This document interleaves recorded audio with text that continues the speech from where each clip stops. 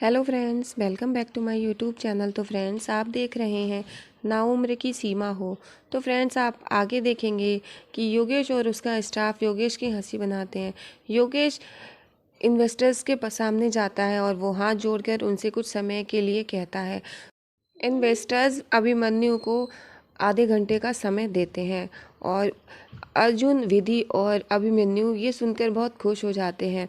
फिर इन्वेस्टर्स बात करते हैं कि देव ने अपने सौतेले भाई को आगे बढ़ा दिया ताकि कुछ भी हो तो सारा इल्ज़ाम उसके भाई पे लग जाए और देव का नाम बिल्कुल कहीं पर भी ना आए।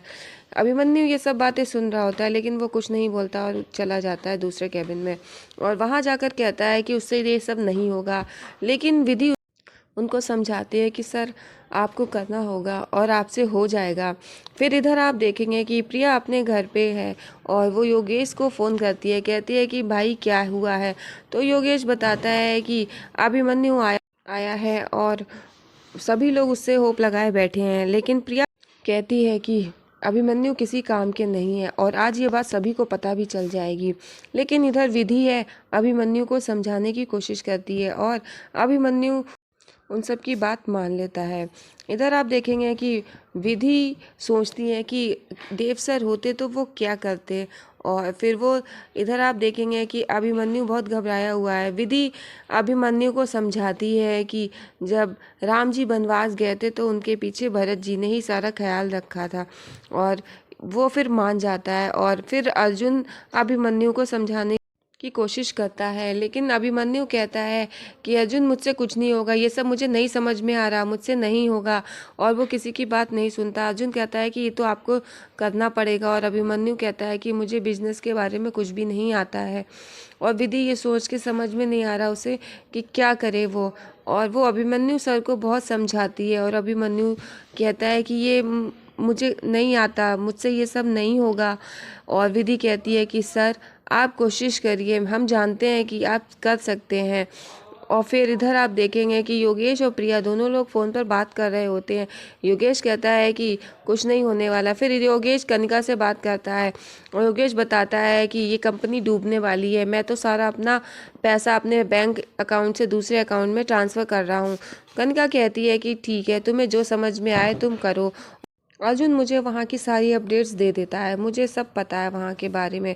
तो योगेश कहता है कि तुम्हें पता होना चाहिए, उस विधि के चक्कर में यहाँ सब कुछ ख़राब हो रहा है और जल्दी ये कंपनी बंद हो जाएगी और मैं अपना सब पैसा दूसरे अकाउंट में ट्रांसफ़र करे ले रहा हूँ। तो कनिका कहती है कि ठीक है और मुझे जो सही लगता है मैं कर रही हूँ।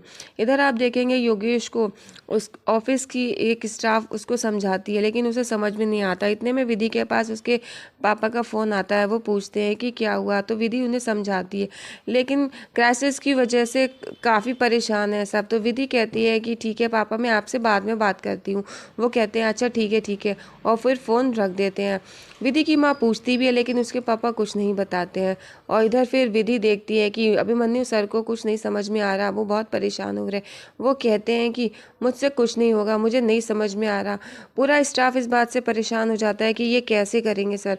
फिर विधि सोचती है कि अगर इस जगह पर देव सर होते और अभिमन्यु सर की जगह पर मैं होती तो देव सर मुझे कैसे समझाते। देव सर की बातें वो सोचती है कि वो कैसे विधि को समझाते हैं। तो फिर उसे ख्याल आता, वो ये कहते हैं कि किताब में लिखा हुआ बिल्कुल वैसे समझने की ज़रूरत नहीं है, आंसर सही होना चाहिए।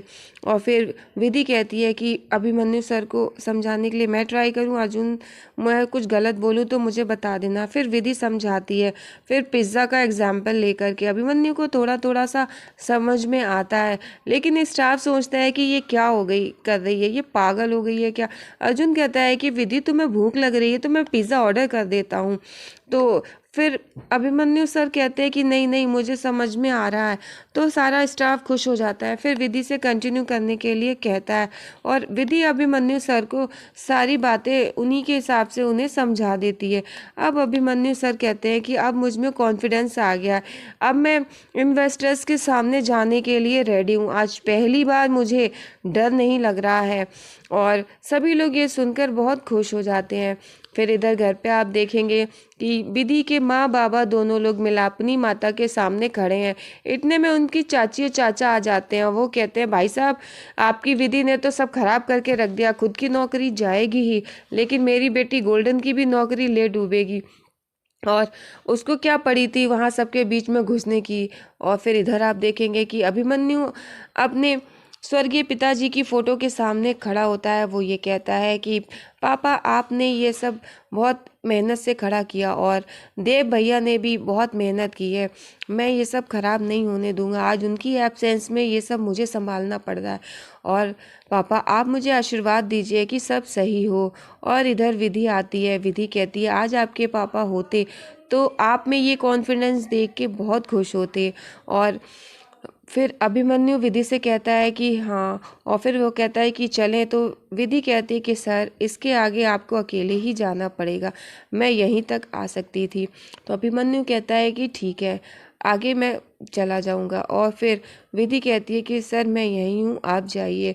और अभिमन्यु फिर वहाँ से चला जाता है। और विधि मिला अपनी माता से प्रार्थना करती है कि माता सब कुछ ठीक करिएगा।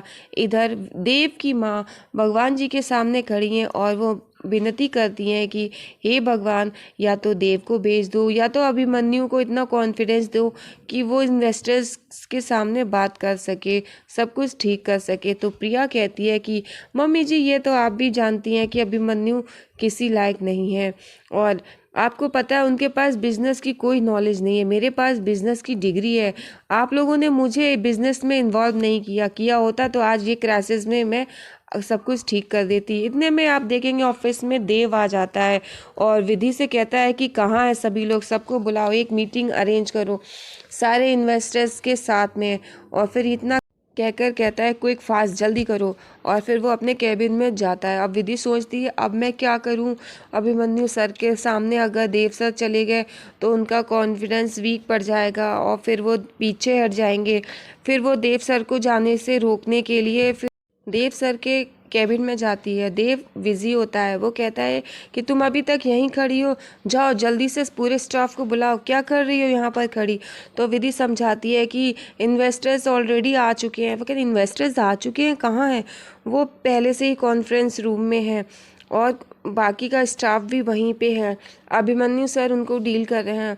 तो देव घबरा जाता है कि अभिमन्यु डील कर रहा है, तुम्हें पता नहीं है इन्वेस्टर्स का क्या हाल होगा, वो आग उगल रहे होंगे। मैं अपने भाई को उनके इस गुस्से के सामने मैं नहीं छोड़ता। तुम्हें पता नहीं है कि नॉर्मली भी इन्वेस्टर्स के सामने जाने पर क्या हाल होती है। आज क्राइसिस के समय पर वो लोग इतना परेशान कर रहे होंगे मेरे भाई को। मैं अपने भाई को जानता हूँ, उसमें थोड़ा बहुत जो कॉन्फिडेंस बाकी है मैं उसको नहीं जाने दे सकता। और फिर इधर आप देखेंगे कि अभिमन्यु इन्वेस्टर्स के सामने आता है। इधर विधि देव सर को रोकने की बहुत कोशिश करती है पर देव नहीं मानता। फिर विधि देव सर को स्टैचू बोल दे